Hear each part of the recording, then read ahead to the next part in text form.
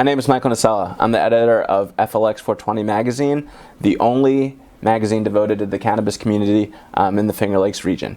Today I'm with our founder, Nate Kurash. Nate, welcome. Thank you, Michael. Thanks for having me. Super excited to be here. Yeah, and so the point of this is we're just going to learn a little bit more about Nate and why he started this publication. So, Nate, you're originally from Cleveland, Ohio. Tell us a little bit about what brought you to the Finger Lakes region and how you got into the cannabis industry.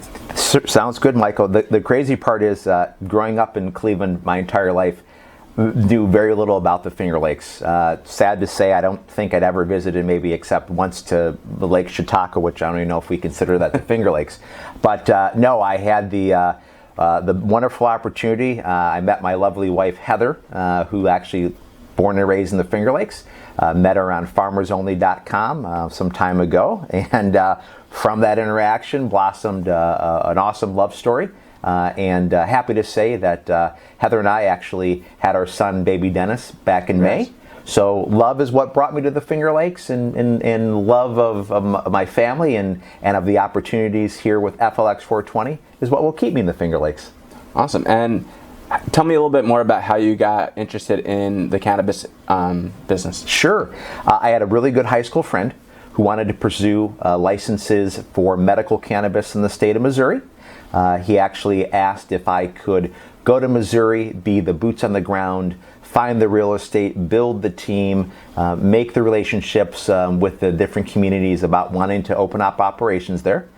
We are very successful. We were able to secure the max number of cultivation and processing licenses in Missouri.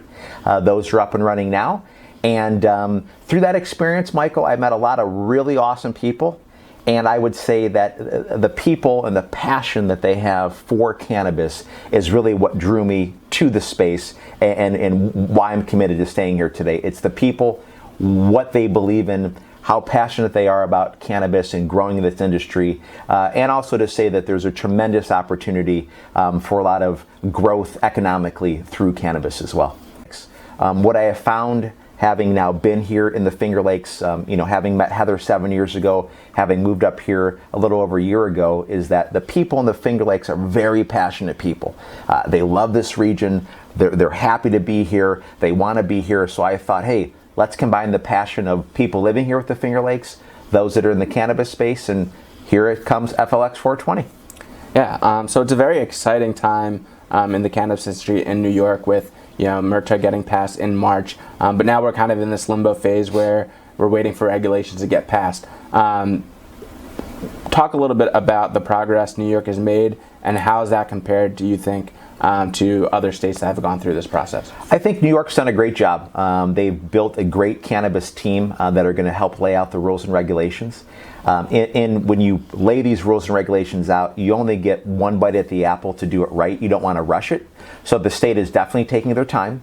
They have to put the framework in place to make sure that the industry is successful, simply because a law is passed that would allow for adult use cannabis doesn't mean that it's going to be successful in terms of creating an industry, creating an ecosystem. So from what I've seen so far is that yes, they brought on the right people. They're taking their time and making sure the framework's in place, and I'm very confident that once the rules and regs are released, people are going to be very happy. Yeah, and what do you think entrepreneurs can expect from this application process going forward in terms of, what advice would you give them? How, if you were them, Sure. How would you be spending their time right now? Great question. I think what I would caution people on is spending a lot of money up front right now. We don't even know what the final rules and regulations are going to be. We can speculate, but until they're actually printed and stamped, you don't know. So investing in, real estate. Well, first and foremost, make sure that you know that that municipality is even allowing cannabis, right? Yes. That's number one. Number two, we don't even know where licenses are going to be allowed, if it's going to be broken up geographically, if they're going to be giving out so many licenses, let's say in a county. So I would caution people on spending money right now. In my opinion, if you're going to spend money on educating yourself on the overall industry, right? If you want to be a grower, again, there's a lot of free online resources, but maybe you want to take some paid classes. I know some community colleges are offering courses, even taking a course on just horticulture, right? Just the base principles of what it means to be a nursery person and to grow plants. But don't spend money specifically on cannabis-related items because, again, we don't know enough. Until those rules and regs are released, I would say wait on spending money there, but spend money on getting to educate yourself on the overall industry. Yeah, and so the opt-out for local governments is actually next week, December 31st. Already more than 400 municipalities have opted out. Sure. They do have the option of opting back in whenever, but for those municipalities, what do you think, in your opinion, went into that decision, and why do you think what would you say to those municipalities that dropped out, and were you surprised by that? I was, and what happens is a lot of times at city council board meetings or town meetings, some of the opponents tend to have the loudest voices.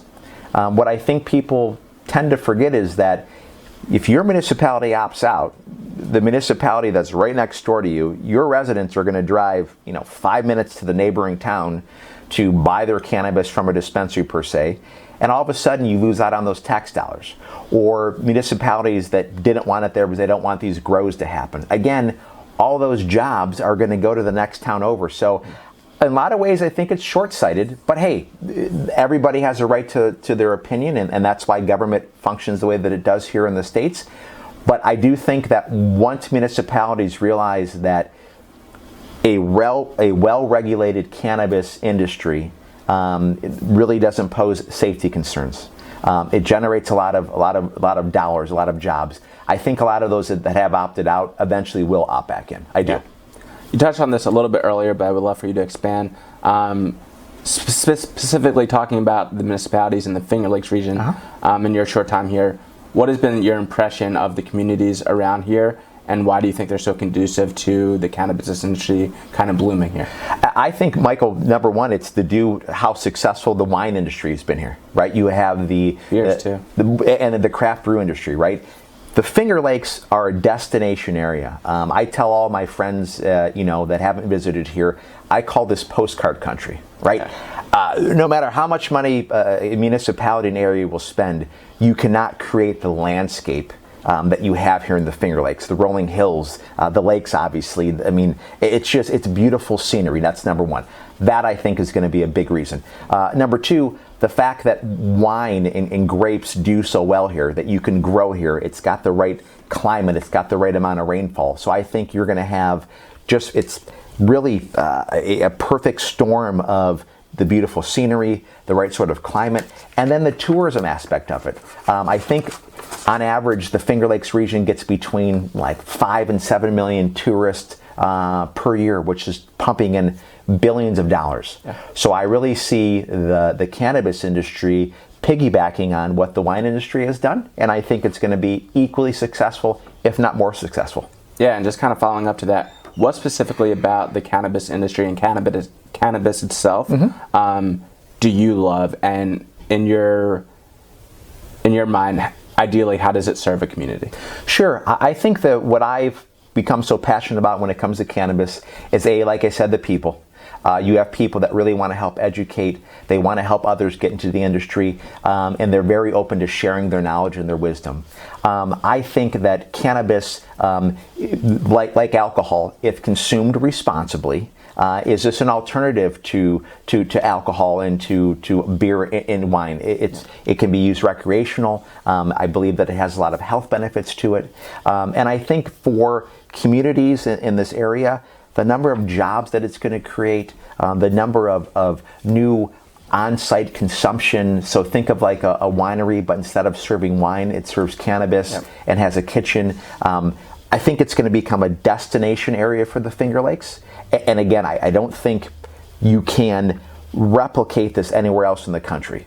Like, God, when he was creating the world, said, hey, I want to make the Finger Lakes a beautiful place. And he knocked this one out of the park. And no matter what amount of money you would put in developing an area, you cannot create this landscape. Absolutely.